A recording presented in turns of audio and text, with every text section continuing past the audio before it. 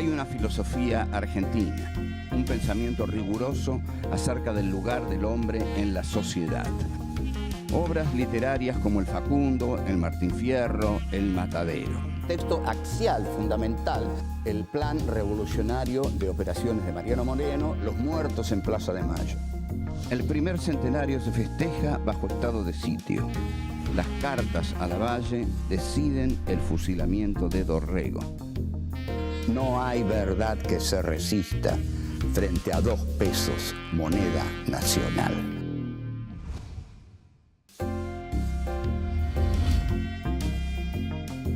Encuentro 3. Alberdi y la Revolución de Mayo. 1. El enfoque federalista de Alberdi. 2. La modernidad capitalista y el libre cambio. 3. El pacto neocolonial. 4. La democracia bárbara.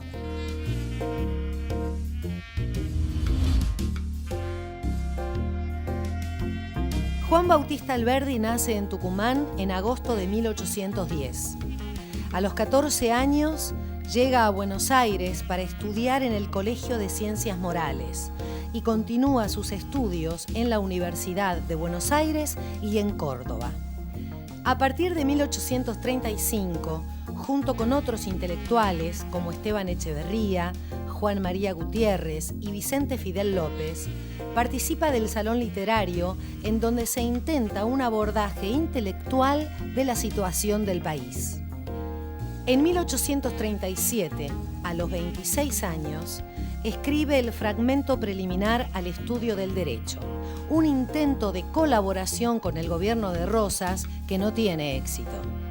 En 1838, perseguido por el régimen rosista, Alberdi se exilia en Montevideo, desde donde realiza fuertes críticas al gobierno de Rosas.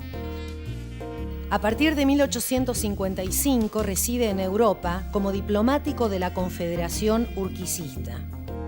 Crítico de la Guerra del Paraguay y de las políticas de Buenos Aires, regresa a la Argentina en 1879.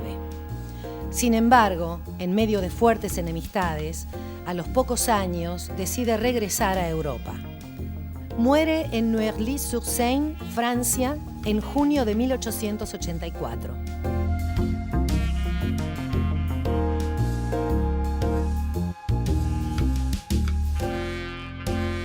Estamos en el tercer ciclo de filosofía aquí y ahora. Este es justamente nuestro tercer programa en el cual nos vamos a ocupar de una relación, una interpretación que tiene Alberdi sobre la Revolución de Mayo. Esta interpretación que hace Alberdi está en un libro suyo que pertenece a los escritos póstumos de Alberdi, que son 16 tomos que se editaron más o menos 1895 y han sido reeditados. El tomo quinto de esos 16 tomos se llama Belgrano y su historiador, y en ese tomo Juan Bautista Alberdi hace una crítica muy severa a la Revolución de Mayo. La crítica de Alberdi implica, atención, implica un enfoque federalista.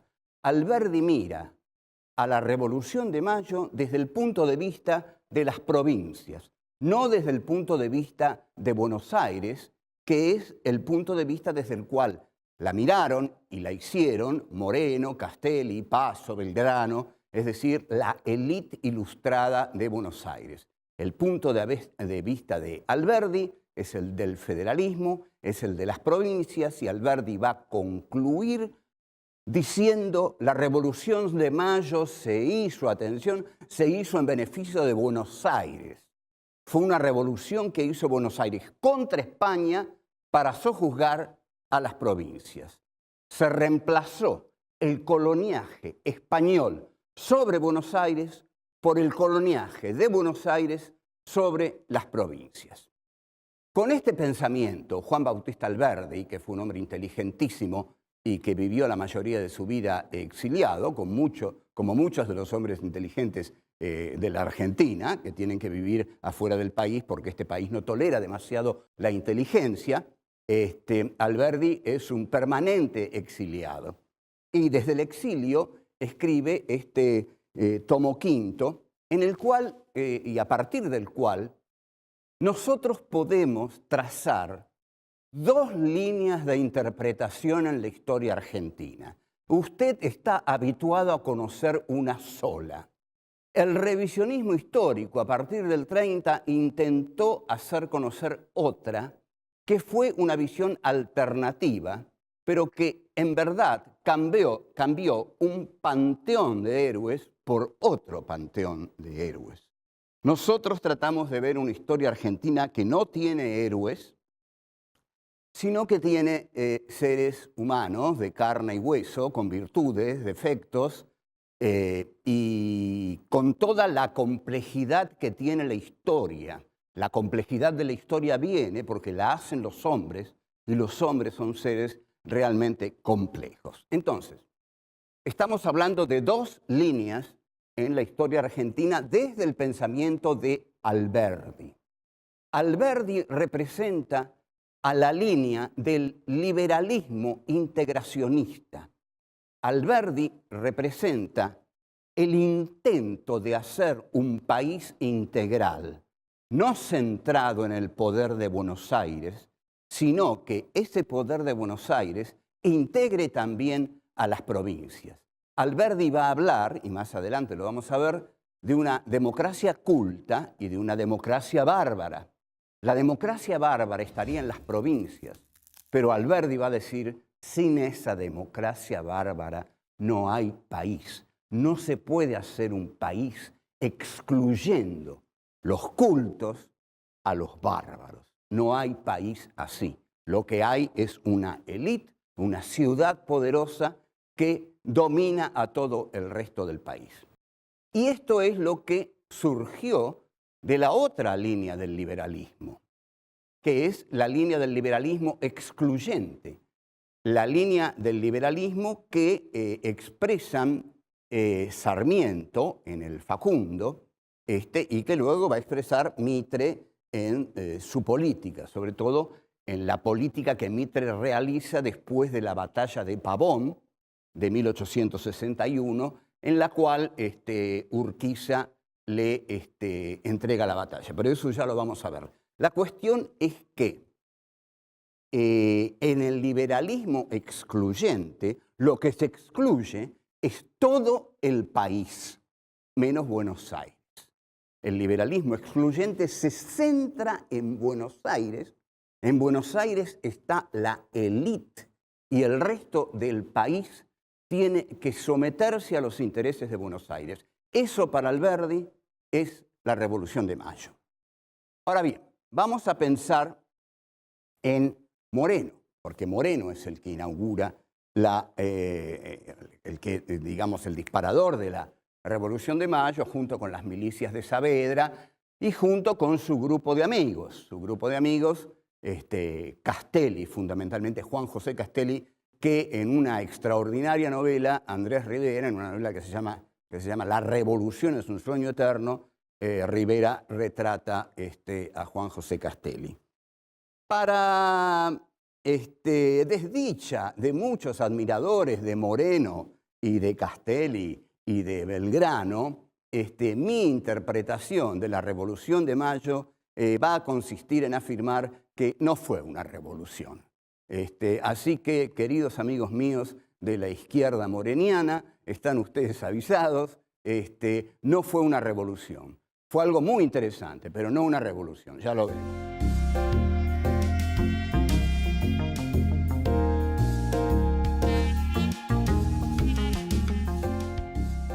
La Revolución de Mayo es exactamente la incorporación de Buenos Aires en tanto representante de la República Argentina. O sea, es la incorporación de la Argentina a la modernidad capitalista. Tengo que explicar qué es la modernidad capitalista. No era España. España era el atraso, no la modernidad. Lo que advierten los llamados próceres de Mayo es que para que el país inicie su definitivo despegue y salga del atraso que significa estar ligado a la España monárquica, feudal, que no ha hecho su Revolución Francesa, el país tiene que unirse a ese tren de la historia que se encarna en Gran Bretaña y Francia en lo cultural. Para esto, lo que ven los revolucionarios de Mayo es que en realidad esa es la revolución y esa era la única revolución que se podía hacer. A ver si lo entienden, mis buenos amigos. No se podía hacer otra revolución y además no la hicieron. Moreno no expropió la tierra, Moreno no expropió a los comerciantes, Moreno todavía hablaba en nombre de Fernando VII, pero el verdadero movimiento revolucionario que hace Moreno es salir de la esfera arcaica, feudal, monárquica, atrasada, española, para entrar en la esfera de la modernidad capitalista, de la razón, del progreso, de la civilización.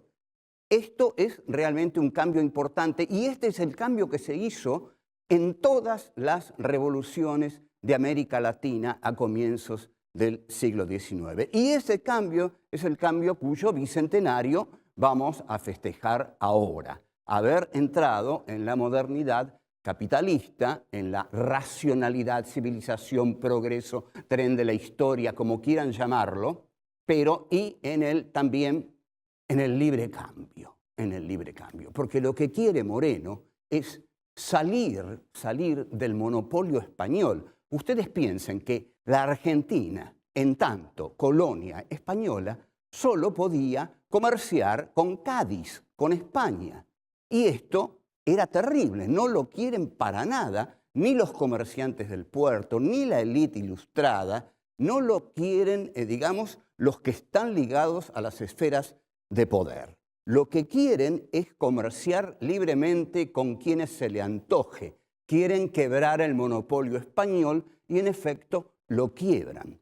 Al quebrar el monopolio español comienzan a comerciar con Inglaterra, sobre todo, que es para ellos el taller del mundo. Ya vamos a ver lo que es eso. Y vienen los libros de Francia. Nosotros no podemos ni imaginar lo que era para Buenos Aires recibir libremente los libros de Francia que España impedía entrar en la Argentina.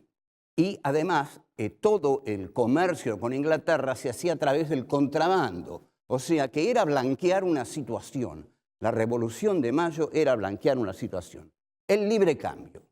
Vamos a preguntarnos qué es el libre cambio. El libre cambio nace en Inglaterra en el siglo XIX. El libre cambio es la doctrina esencial del sistema de producción capitalista.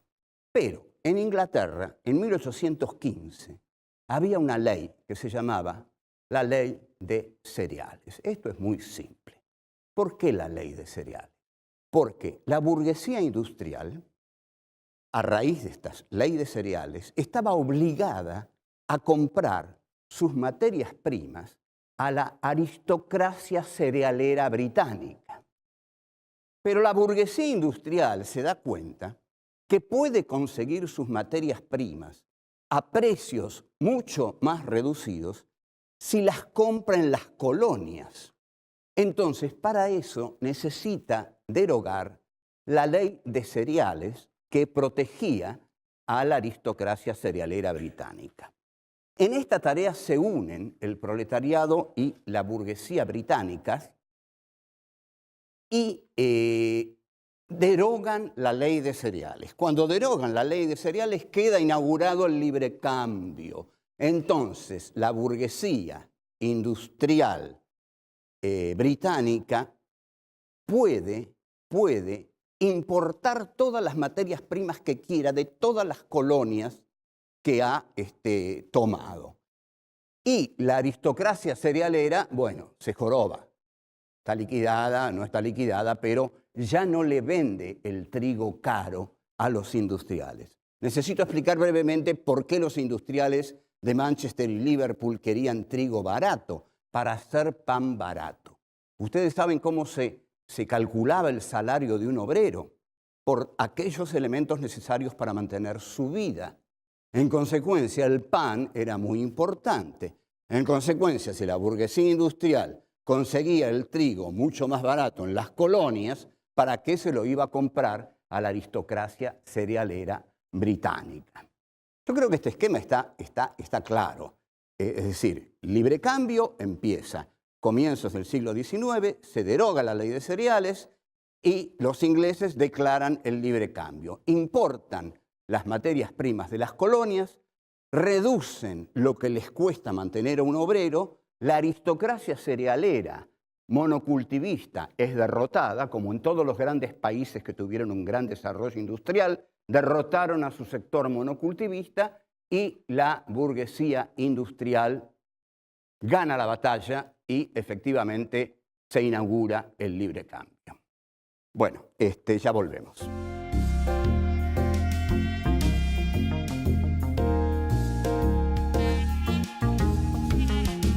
La Revolución de Mayo no crea una nación independiente. Se puede decir que crea una nación independiente del poder español, y esta es la gran tarea de San Martín, digamos, ¿no? Liberar a América Latina del poder español, que como dije era un poder arcaico. Pero lo que hace Moreno y su grupo de élite es crear una nación que se incorpora a la modernidad que en ese momento están encarnando las naciones europeas. Se establece aquí algo que quiero decir, y a mis amigos morenistas que incorporen bien este concepto. Se inaugura con Moreno el pacto neocolonial. El pacto con España era un pacto colonial de absoluta dependencia. No teníamos bandera, no teníamos himno, no teníamos independencia, no teníamos Congreso de Tucumán. Bueno, los ingleses son muy inteligentes. George Canning, Richard Cobden, Adam Smith van a decir, pero déjenlos, que tengan bandera, que tengan himno, que tengan todo lo que quieran, que sean independientes, pero que hagan negocios con nosotros. Ese es el pacto neocolonial. Reemplazar la dominación directa por la dominación económica, que comienza claramente con el empréstito Baring Brothers de Rivadavia. Entonces, lo que Moreno ve claro es que el país puede salir adelante si establece un nuevo pacto con las naciones más poderosas de Europa. Por otra parte, nadie me va a negar que una revolución se hace con el pueblo. Si no se tiene pueblo, no se puede hacer una revolución.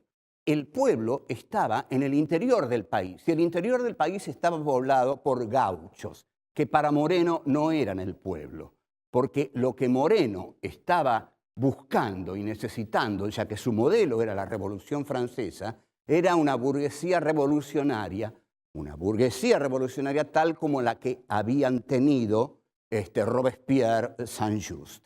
En este sentido, y creo que voy a decir algo bastante nuevo, Moreno tiene el mismo problema que va a tener Lenin en Rusia.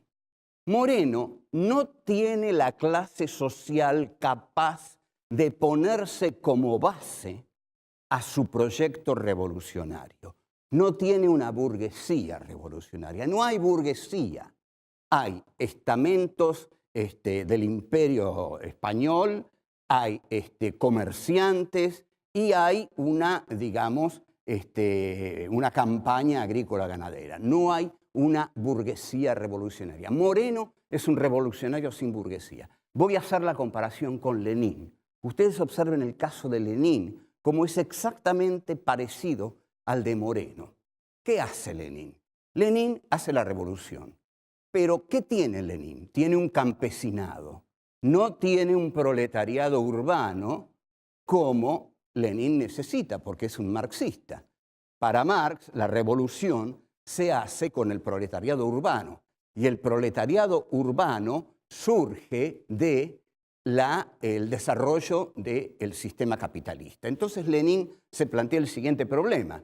Para tener un proletariado urbano, yo necesito un desarrollo capitalista en Rusia, y eso me va a llevar por lo menos medio siglo. Luego de medio siglo va a surgir un proletariado urbano. No puedo esperar tanto. Como no tengo proletariado urbano, voy a crear una ideología revolucionaria que voy a incluir, que voy a deslizar, que voy a meter verticalmente en las masas campesinas para llevarlas a la revolución desde la ideología. O sea, Lenin quería hacer una revolución socialista, pero no tenía el proletariado. Y Moreno quería hacer una revolución democrático-burguesa, pero no tenía a la burguesía. Tampoco tenía masas como para imponer los proyectos del plan revolucionario de operaciones. Porque si yo me propongo crear un Estado intervencionista y confiscar las grandes fortunas, yo me puedo proponer eso. Digamos, esto es lo que hoy propone, digamos, el Partido Obrero, lo propone a cada rato. Digamos, lo que hay que hacer es expropiar. Cuando sube Cámpora, el ERP le plantea a Cámpora que lo que tiene que hacer es expropiar a la oligarquía. Y bueno, le dice Cámpora, no sé cómo hacerlo porque no puedo. Entonces, el problema que tiene Moreno es que el plan de operaciones es efectivamente revolucionario, pero no tiene con qué llevarlo a cabo. La pregunta que uno tiene que hacerle a todo aquel que le presente una teoría revolucionaria perfecta es ¿con qué elementos políticos sociales vas a llevar adelante esta revolución? Porque tu plan revolucionario es perfecto, pero si no tenés un poder de movilización de masas, no lo vas a llevar adelante. Y esto es lo que los sectores de izquierda nunca pudieron no solo entender, sino lograr en la Argentina. Nunca tuvieron un apoyo de masas para sus planes revolucionarios. Eso lo logró el irigoyenismo, el peronismo, pero que eran movimientos que no pertenecían a la izquierda. Esa era otra historia. Bueno, hasta aquí llegamos por el momento.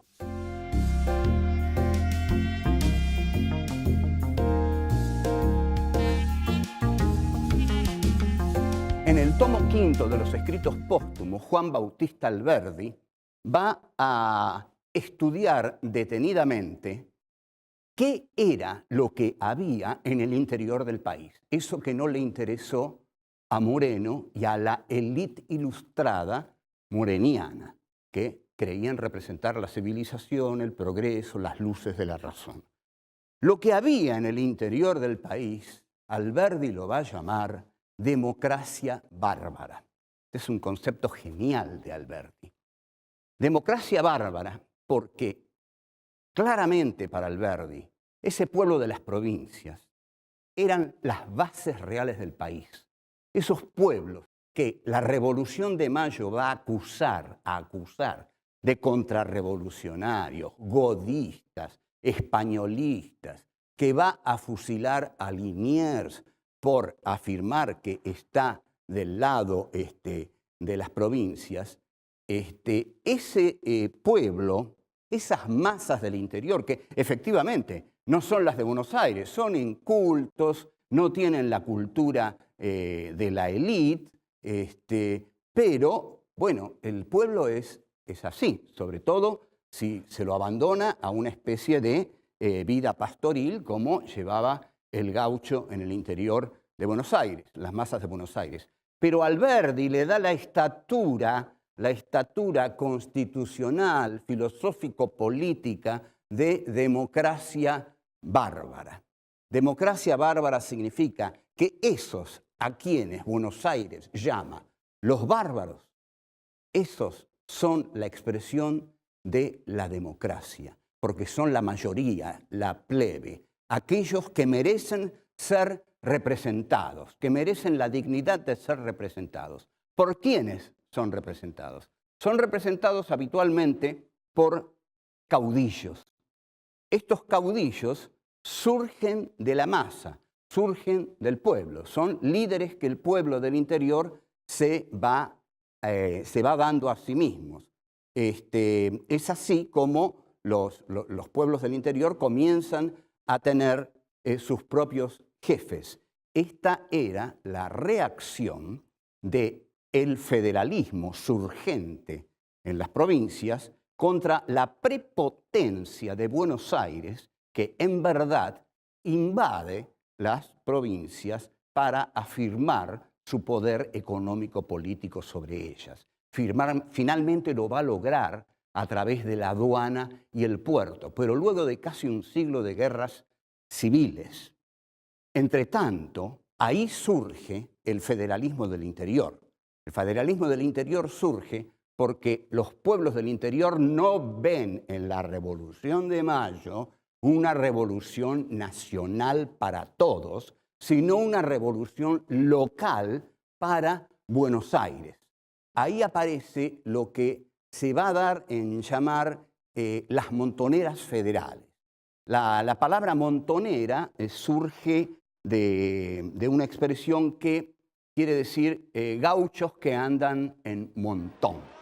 Estas montoneras van a tener sus jefes, sus caudillos, van a ser una de las expresiones más genuinas, más coloridas, más vibrantes, más sudorosas, ardientes, estruendosas de la política argentina. Van a ser derrotadas a lo largo de todo el siglo XIX, pero recién en 1874, el último caudillo, Ricardo López Jordán, es asesinado. Mientras tanto, Buenos Aires ha tenido que luchar casi un siglo contra el federalismo y estuvo a punto de perder. Estuvimos a punto de tener un país integrado.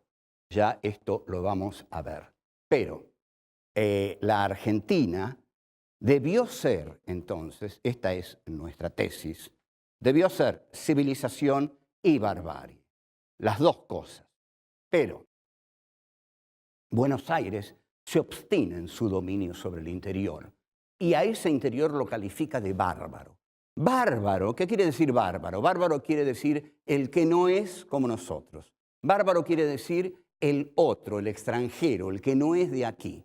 Entonces, si la barbarie está en el interior no es parte de la Argentina. Buenos Aires es la Argentina y el interior es la barbarie. En este sentido, la Revolución de Mayo fue soberbia. Fue fruto de la soberbia de Buenos Aires porque se hizo, como dice Alberdi, ignorando a la democracia bárbara. La solución que hubiera debido tener este país y que todavía no tiene, al contrario, que está cada vez más agravada, porque cada vez más Buenos Aires sigue siendo una ciudad opulenta que pronto va a levantar muros para protegerse y el resto del país o el conurbano está habitado por excluidos, marginados, por antiguos seres que alguna vez fueron obreros y ahora esta nueva clase obrera es la delincuencia, que es, en lugar de ser integrada, comprendida, es perseguida. ¿Por qué? Porque esta gente es la democracia bárbara de hoy. Y lo que decía Alberdi es, si queremos tener un país, tenemos que unir la democracia de la civilización de Buenos Aires con la democracia bárbara del interior del país. Hasta luego. Chao.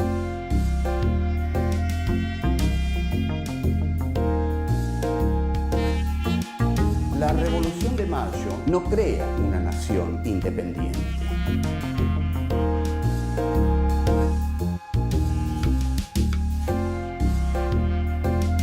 Lo que quiere Moreno es salir del monopolio español.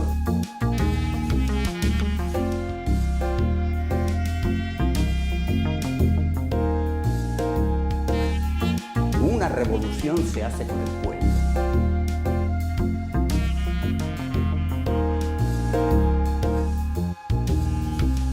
Lo que había en el interior del país, Alberdi lo va a llamar democracia bárbara.